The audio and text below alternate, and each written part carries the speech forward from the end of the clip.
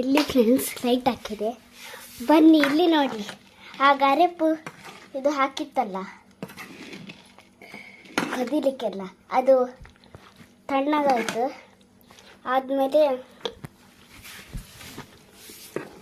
ಈಗ ಕಾಯಿ ಕಟ್ ಮಾಡಿ ಇಟ್ಟಿದ್ವಲ್ಲ, ಆ ಕಾಯಿಯನ್ನು ಈಗ ಅದಕ್ಕೆ ಬೆರೆಸ್ತಿದ್ದಾರೆ. ಚಂದ ಉಂಟು. ಹುಳಿಯನ್ನು ಉಪ್ಪಿನಕಾಯಿಗೆ ಬೆರೆಸ್ತಾ ಇದ್ದಾರೆ. ಹೌದು.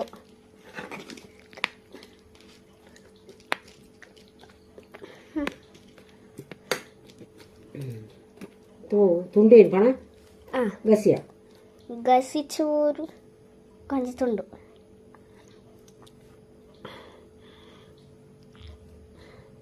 ಅವು ಇತ್ತಿನ ಬಾಳ ಐತೆ.